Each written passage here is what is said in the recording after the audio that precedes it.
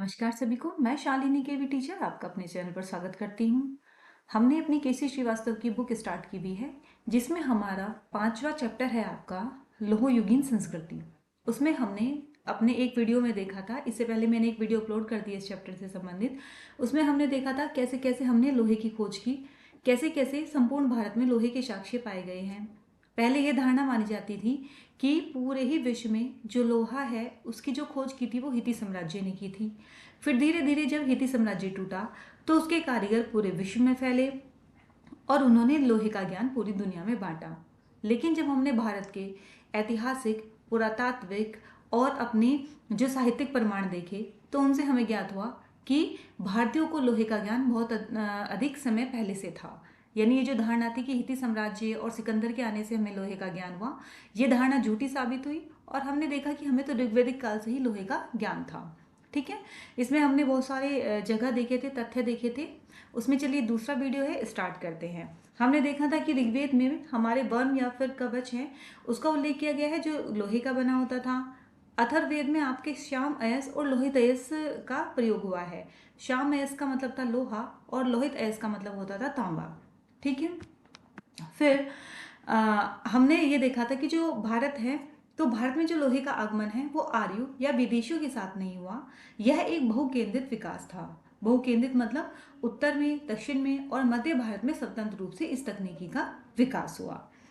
तो अब यह स्पष्ट हो जाता है कि यहाँ पर जो अथर्ववेद और वात्स्यायनी संहिता में जो हमने लोहे और तांबे का उल्लेख मिला है हमें, तो उससे हमें यह स्पष्ट हुआ कि अब लोग धातु के अंतर को समझने लगे थे। भगवानपुरा जैसे स्थलों पर चित्रित धूसर मृदभांड मिले हैं जो ऋग्वैदिक काल के अंत के होंगे या फिर उसके बाद के समय के होंगे। वहां भी लोहे की उपस्थिति साहित्य में लिखी इन बातों की पुष्टि करती है। अब शुरू में क्या हुआ होगा, स्टार्टिंग में लोहे का जो उपयोग हुआ था वो युद्ध को जीतने के लिए और अपना वर्चस्व स्थापित करने के लिए हुआ।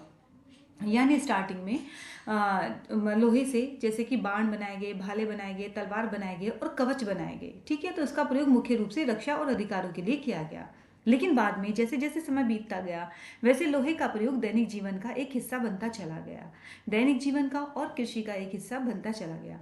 अगर हम काटक संहिता देखें तो काटक संहिता में एक वर्णन है जिसमें यह बताया गया है कि 24 बैल के द्वारा एक भारी भरकम हल को खींचा गया है। ये जो हल था इसमें जो फाल था वो निश्चित रूप से ही लोहे का बना हुआ था, क्योंकि लकड़ी या तांबे या फिर जो कांसे का फाल होता तो भारत की सूखी जमीन में कुछ ही मीटर चलने के बाद वो टूटकर बिखर जाता। ठीक है, तो देखिएगा काटक संहिता में 24 बैलों वाला जो हल का वर्णन है, तो लोहे के फाल ने गंगा की सख्त घाटी को जोतना संभव बनाया।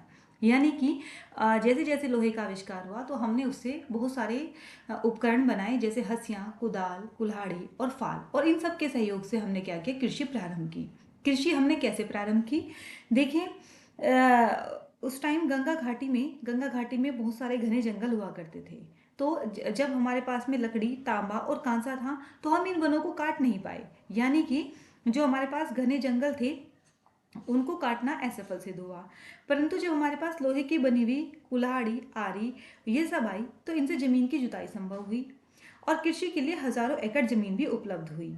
बीजों को हम गहराई से बोने के लिए तैयार हो गए और बीज को जब हम बहुत अधिक गहराई से बोने लगे तो हमारी जो पैदावार है वो कई गुना बढ़ गई।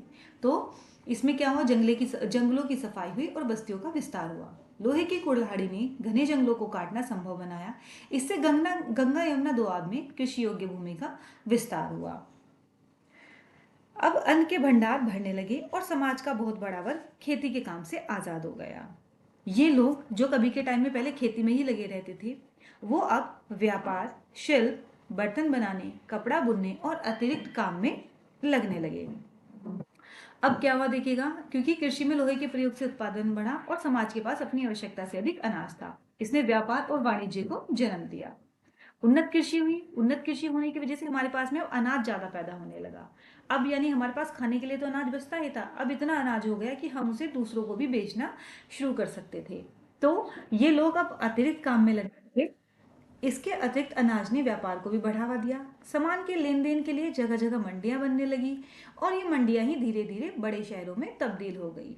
और इस प्रक्रिया ने ही ईसा पूर्व 6ठी शताब्दी में नगरीकरण को जन्म दिया। उन्नत कृषि हुई, बहुत अधिक उत्पादन होने लगा, इससे व्यापार को बढ़ावा मिला। व्यापार को बढ़ावा मिला तो मंडियां बनी, जिसे द्वितीय नगरीकरण का उदय हुआ। तो इसे इतिहासकारों ने द्वितीय नगरीकरण कहा। पूर्वी उत्तर प्रदेश और बिहार में लोहे का व्यापक प्रयोग हुआ और मगध जैसे साम्राज्य का उदय हुआ। मगध के पास लोहे की बहुत अधिक खदानें थीं, जिनके पास बहुत सस्ते और बेहतरीन हथियार थे। इसकी वजह से ही मगध साम्राज्य के पास में बहुत सस्ते और बेहतरीन हथियार थे, और उनके किसानों के पास भी सबसे मजबूत कृषि उपकरण होते थे। इस तकनीक ने मगध को प्राचीन भारत का सबसे शक्तिशाली और अजय साम्राज्य बना दिया, और यही सब कहलाया हमारा द्वितीय नगरीकरण। ठीक है, तो और यही सब आगे चल करके महाजनपदों में परिवर्तित हुए। लौह युग का कालक्रम देखेगा। प्रारंभिक साक्ष्य हमें 1500 से लेकर 1300 ईसा पूर्व के नूह आहट से मिलते हैं, नूह से और आहट से, जो राजस्थान में पड़ते हैं। 1000 ईसा पूर्व के दक्षिण और उत्तर भारत में उनका प्रसार हुआ। 800 से 600 ईसा पूर्व गहरी जुताई और कृषि अधिशेष हुआ, और 600 ईसा पूर्व में हमारा महाजनपद काल स्टार्ट हुआ। एक ऐसी धातु जिसने पूरा इतिहास ही गढ़ दिया। तो वास्तविक लौह युग तब शुरू होता है जब मनुष्य ने इसका प्रयोग केवल हथियार बनाने के लिए ही नहीं, बल्कि जंगलों में खेती और बस्तियों को शहरों में बदलने के लिए किया। यह आधुनिक भारतीय सभ्यता की नींव रखी गई। तो आज की वीडियो में इतना ही, पूरा चैप्टर कंप्लीट होता है। वीडियो पसंद आती है तो प्लीज़ चैनल को सब्सक्राइब करें, वीडियो को लाइक करें। Thank you so much.